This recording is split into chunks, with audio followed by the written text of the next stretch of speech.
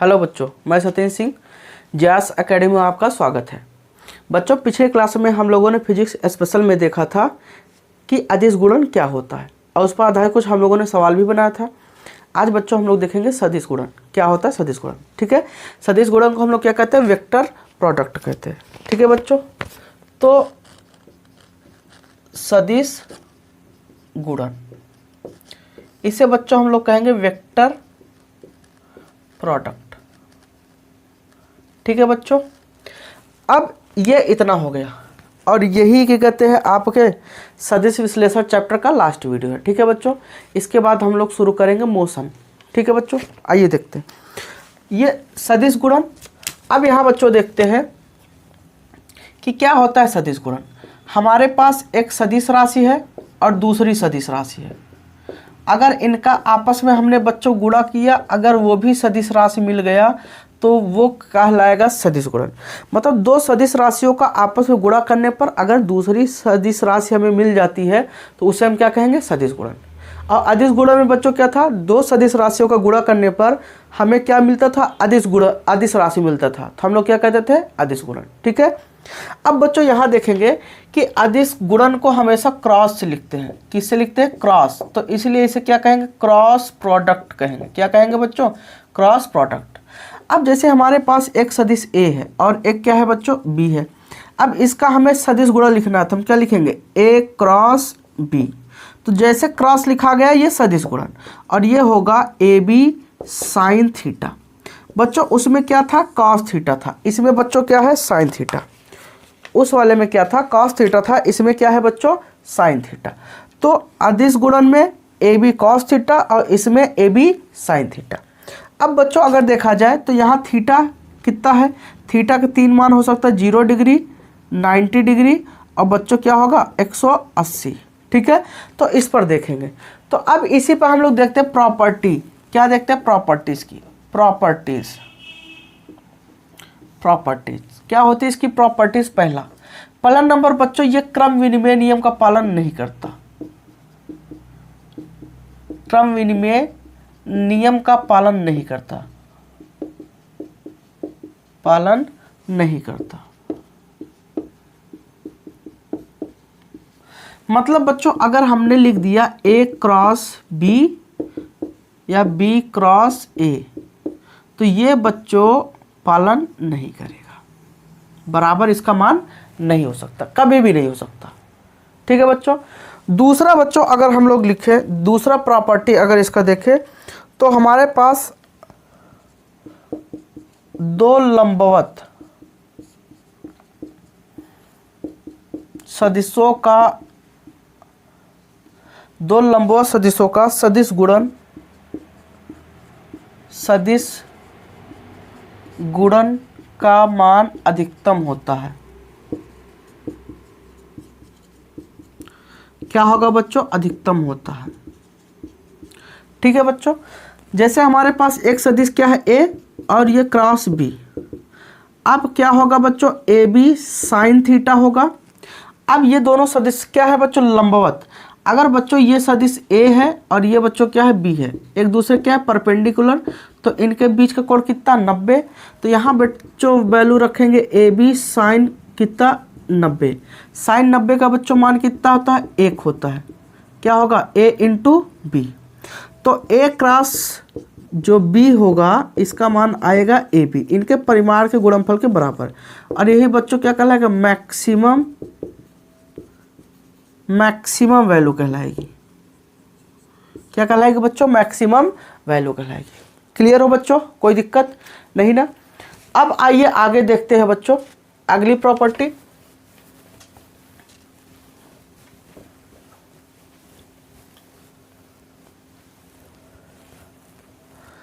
अगर बच्चों अगली प्रॉपर्टी देखें, प्रॉपर्टी नंबर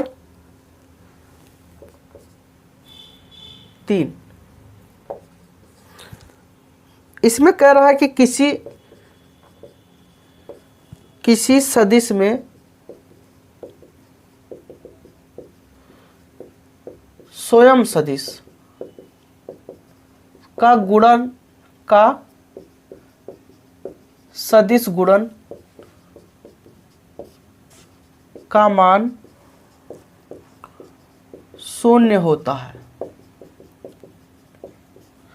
मतलब बच्चों किसी सदिश में अगर सदिश गुणन का, जैसे हमारे पास एक सदिश क्या है a, और इसी में इसी सदिश का क्या कर दे, गुणा कर दे, तो क्या हो जाएगा a क्रॉस a, क्या हो जाएगा बच्चों a इंटू a साइन कितना, हमने बताया था बच्चों पिछले क्लास में कि अगर दो स्वयं सदिश हैं तो उनके बीच का जो कोण होता है वो बच्चों क्या होता है, 0 डिग्री होता है। तो बच्चों यहाँ थीटा का मान कितना हो जाएगा, 0 डिग्री, तो साइन क्या हो जाएगा, 0 डिग्री। तो यहाँ से क्या हो जाएगा a स्क्वायर, साइन 0 का मान 0, तो क्या हो जाएगा 0, तो a क्रॉस a का मान बच्चों क्या हो जाएगा 0। तो इसका मतलब कोई सदिश हमारे पास है, उसका उसी सदिश में अगर हम गुणा कर दे तो उसका जो मान होगा बच्चों वो क्या हो जाएगा, 0 हो जाएगा। ठीक है बच्चों, अब यहाँ पर हम लोग देखते हैं कि अगर इसके लिए एकांक सदिश की बात करें, एकांक सदिश आई जे के कैप की अगर बात करें तो क्या होगा। तो बच्चों चौथी प्रॉपर्टी आई जे के कैप के लिए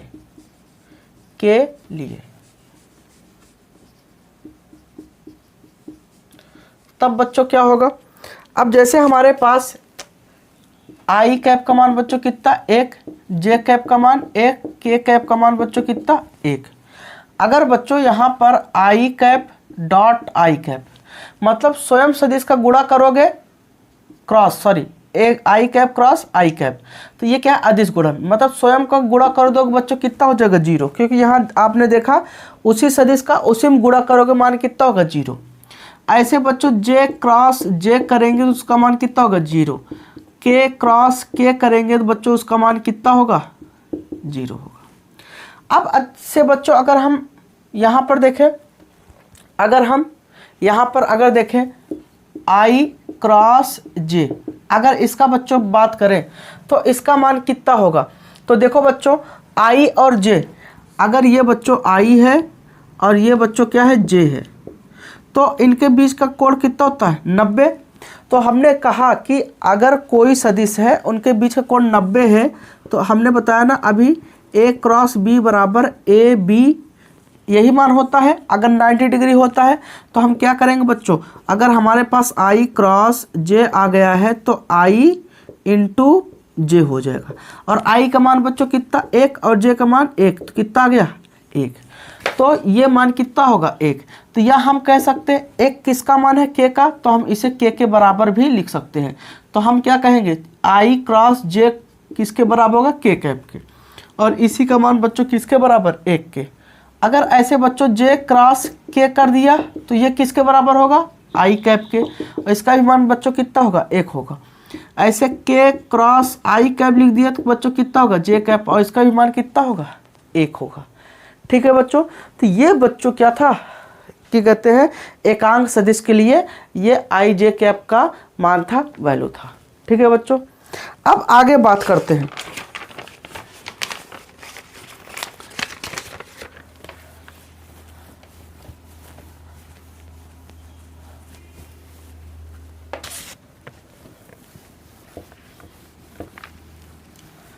अब बच्चों जरा देखिए, जैसे हमारे पास सदिश क्या है a, तो x1 i cap, y1 j cap, z1 k cap.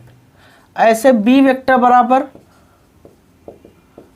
x2 i cap, y2 j cap plus z2 k cap, ये बच्चों था।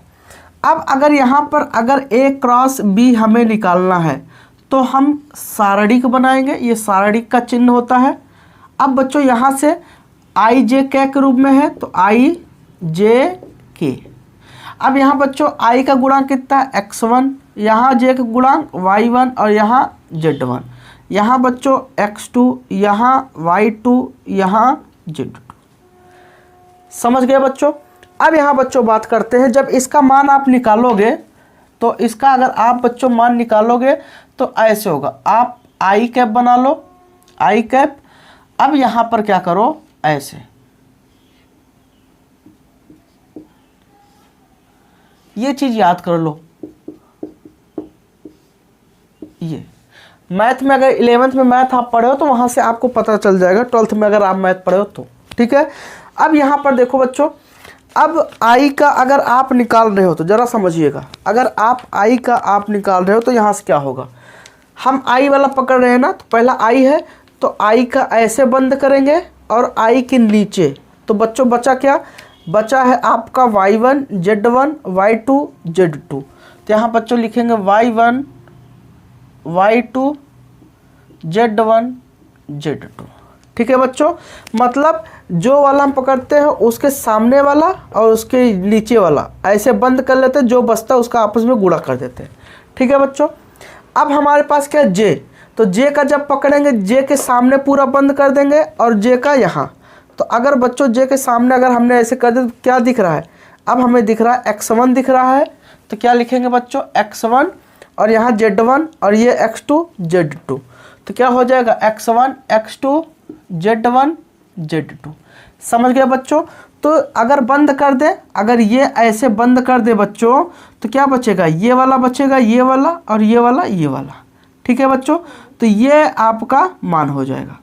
अब ऐसे बच्चों अगर के का हम पकड़े, किसका बच्चों पकड़े, के का, तो अगर बच्चों के का पकड़े तो यहाँ से हम क्या कर देंगे, के का सामने वाला और ये वाला बंद करें, क्या होगा x1 y1 x2 y2। ठीक है, दिख रहा है ना, x1 y1 x2 y2। तो यहाँ से बच्चों क्या हो जाएगा x1 y1 x2 y2। ठीक है बच्चों, ये मान आ गया। अब इनका आपस में हम क्या कर देते हैं, गुणा कर देते हैं। तो बच्चों जब गुणा करते हैं तो ऐसे क्रॉस गुणा करते हैं, क्रॉस।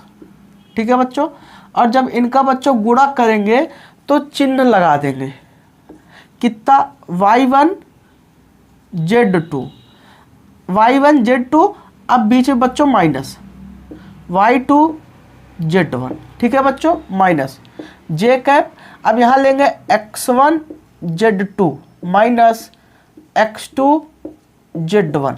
ठीक है बच्चों, प्लस के कैप, यहाँ से क्या हो जाएगा x1 y2 minus x2 y1। ये बच्चों गुणा करने का तरीका है, और यही क्या हो गया, इस सदिश का क्रॉस प्रोडक्ट हो गया। ठीक है बच्चों, अब आइए इस पर एक न्यूमेरिकल देख लेते हैं ताकि आपका क्लियर हो जाए।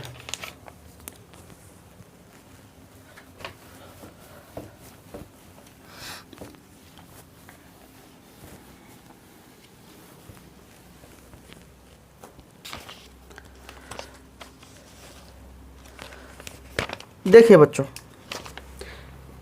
ए वेक्टर बराबर है 3i कैप प्लस 5 जे कैप प्लस 4 के कैप। ठीक है बच्चों, बी वेक्टर बराबर है i cap plus 2 J cap plus 2 के कैप। ये सदिश है, इसका हमें क्या निकालना है, ए क्रॉस बी निकालना है। ठीक है बच्चों, हमें क्या करना है, ए क्रॉस बी। तो अगर बच्चों ए क्रॉस अगर हमें बी निकालना है तो हम क्या करेंगे, सबसे पहले सारणिक बनाएंगे, और सारणिक में हम लोग बच्चों लिखेंगे क्या, आई कैप जे कैप के कैप। ठीक है बच्चों, अब इनका गुणांक, यहाँ आई का गुणांक बच्चों कितना है 3, यहाँ जे का गुणांक 5 और यहाँ के गुणांक 4। जब बच्चों गुणांक लिखते हैं तो चिन्ह सही लिखते हैं, अगर यहाँ +4 की जगह -4 होता तो हम यहाँ क्या लिखते हैं, -4 लिखते हैं। ठीक है बच्चों, अब यहाँ कितना कुछ नहीं दिख रहा तो 1 है, तो 1, यहाँ कितना बच्चों 2 और यहाँ कितना 2। क्लियर हो बच्चों। अब यहाँ पर आप क्या करोगे, जब इसका आगे निकालोगे बच्चों, तो यहाँ से मान क्या करोगे, आई कैप ऐसे बना लो माइनस जे कैप, फिर बच्चों प्लस के कैप। ठीक है, अब इतना आपने बना लिया। अब यहाँ देखिए, अब आई वाले को आप बंद करेंगे, जरा समझिएगा बच्चों। अगर आप आई वाले को यहाँ बंद करेंगे, आई वाला पहले लेंगे तो आई वाले को बंद कर लिए पूरा, अब आई के नीचे आप बंद करेंगे, बचा क्या बच्चों 5 4 2 2। तो बच्चों कितना बचा 5 4 2 2, ये इतना बचा 5 4 2 2। ठीक है बच्चों, अब जे की बात आई, जे के सामने पूरा बंद कर लिए, जे के नीचे का, तो बच्चों क्या दिख रहा है 3 1 4 2, 3 1 4 2। तो बच्चों 3 1 4 2, तो यहाँ लिख लेंगे 3 1 4 2। ठीक है बच्चों, अब इसकी बात करेंगे। अब यहाँ देखेंगे तो यहाँ से अगर देखें कितना 3 5, 1 2। ठीक है बच्चों, 3 5 1 2। तो अब इसका लिखेंगे तो 3 5 1 2। अब बच्चों इसका क्रॉस गुणा करेंगे ये। ठीक है बच्चों, अब इसका क्रॉस गुणा कर दिए, ऐसे क्रॉस हम गुणा कर लेंगे। जब गुणा करेंगे तो बच्चों इसी का मान कितना आता है जरा देखिए, आई कैप। अब यहाँ से क्या हो जाएगा, 5 गुणते 2 माइनस 2 गुणते 4 माइनस जे कैप। अब यहाँ 3 गुणते 2 माइनस 1 गुणते 4 प्लस के कैप, 3 गुणते 2 माइनस 1 गुणते 5।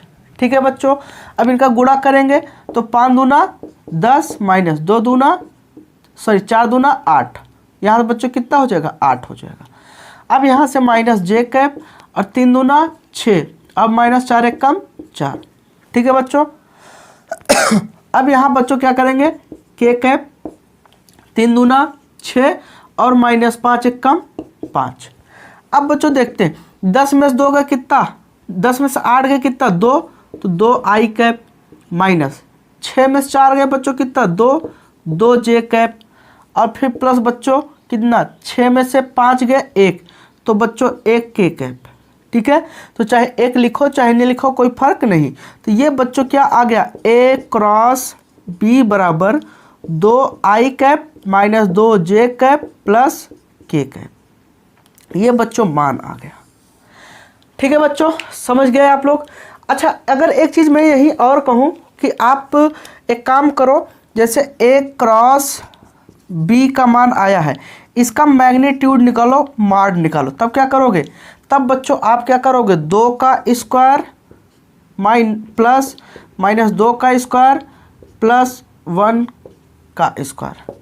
तो 2 दूना 4 और 2 दूना 4 और 1 कम 1, तो 4 4 8 1 9, स्क्वायर रूट 9 अर्थात बच्चों कितना 3 आ गया। तो इसका जो माड होगा वो कितना आ जाएगा, मैग्नीट्यूड 3 आ जाएगा। ठीक है बच्चों, तो ये आपका ओवरऑल सदिश विश्लेषण चैप्टर था और आपका यही सदिश विश्लेषण चैप्टर खत्म होता है। इतना सफिशिएंट है आपके आईआरटी या पॉलिटेक्निक के एग्जाम के लिए। अब अगले टॉपिक में हम लोग मिलेंगे गति चैप्टर। ठीक है बच्चों, मोशन।